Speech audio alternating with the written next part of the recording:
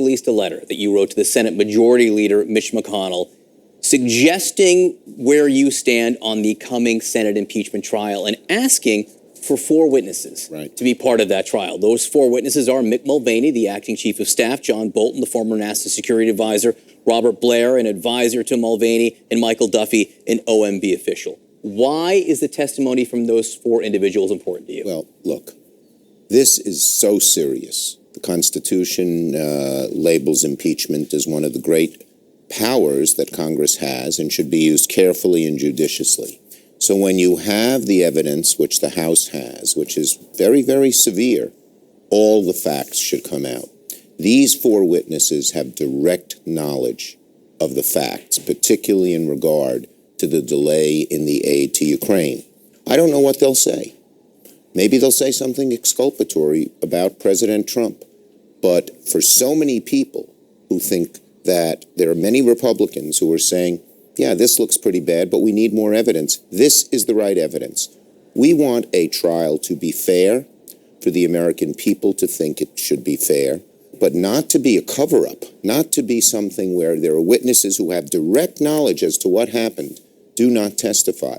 So I am sending this letter this morning to all of my colleagues, Democrat and Republican, in the hopes that we can come together on a fair trial. I guess the way you'd sum it up is the old Joe Friday on Dragnet, if you remember that show. Just the facts, ma'am. We don't need any fishing expeditions. We're not trying to be dilatory. We're trying to have the kind of justice America is known for, which is swift but fair justice. So these 4 individuals are individuals who did not testify in the House impeachment inquiry. Their testimony would be new. You mentioned you're going to send this letter to all Republicans. You can do almost anything you want in a Senate impeachment trial if you can get 51 votes. Right. That means you would need 4 Republican votes. Correct. What kind of discussions have you had with any Republican members? There's been lots of discussions, and look, a lot of our Republican members are troubled by what the president did. Like who? But so I'm not going to get into any names. But some of them have said we need to see more facts. No one has given a single. Let me make 2 points here. Of the facts the House has presented, not one has been rebutted. There have been a lot of, sort of wild goose chases and conspiracy theories that some of our Republican friends, not too many, have talked about. But not one of these facts has been rebutted, nor has there been a single good reason why these folks can't testify. They say the chief of staff shouldn't testify. Chiefs of staffs testify before Congress all the time. There's no executive privilege. In your letter to Mitch McConnell, you say, and I quote, "We would, of course, be open to hearing the testimony of additional witnesses having direct knowledge of the administration's decisions regarding the delay in security assistance funds to the government of Ukraine." We would be open to hearing the testimony of additional witnesses. Yes. Does that mean if the Republicans said to you, we want to hear from Hunter Biden? Well, look, if no one, not a single person I've heard, even those who want Hunter Biden, have even alleged that he has knowledge of the fact case the House is presenting. This shouldn't be for Democrats to bring in their favorite conspiracy theories and Republicans to bring in theirs. This is an august and solemn proceeding. It's a very important proceeding. These 4 witnesses all have direct knowledge of the facts. If Mitch McConnell or any other Republican says witness Y or witness Z might also have specific knowledge as to what happened, of course I would think they should be able to testify. But witness Y or witness Z in your mind does not include Hunter Biden. Well, they have not shown, I agree, they have not shown a single bit of evidence that Hunter Biden can answer any of these facts. He's a distraction. And let me just say this, John. The American people want to know of each of us as senators, do we want all the facts to come out in this proceeding, whatever we think of President Trump, or do we want to be engaged in a cover-up? No one has given a reason why these shouldn't testify.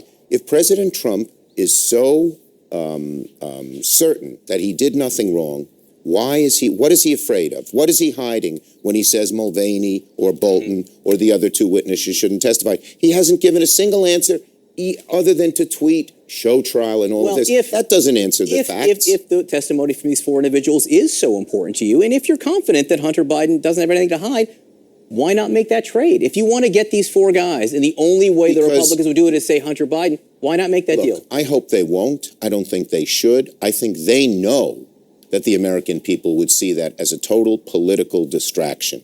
So I think we should focus on having a fair trial, not dilatory, both sides treated equally, balanced, but getting all the facts to come out. Hunter Biden doesn't add to that.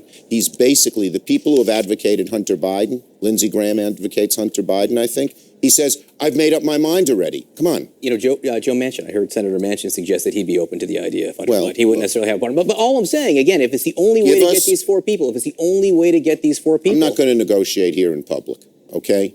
But the bottom line is I haven't seen a single bit, a scintilla of evidence that Hunter Biden would add anything other than show, circus, distraction. Let me ask you, as a legal That's matter, not what George Washington, James Madison, the people who set this stuff up, they wouldn't want a Hunter Biden type thing to happen at an impeachment. And by the way, I'm not suggesting that he has any evidence that would be helpful. Exactly. I was saying, as a mere political matter, if you wanted to get these four witnesses, how far would you Let's not make this into a circus. Let's just the facts. If there were to be a subpoena from a Senate trial, from the Chief Justice of the United States signing off on it, is there any way someone could resist such a subpoena, do you think? Well, look, I hope they wouldn't. I hope the Chief Justice would understand the need for the facts, but I also hope our Senate Republicans, let me tell you, there are a good number of Senate Republicans who are troubled by this, that's in private conversations, who say, I'd like to see all the facts. Well, all we need is four.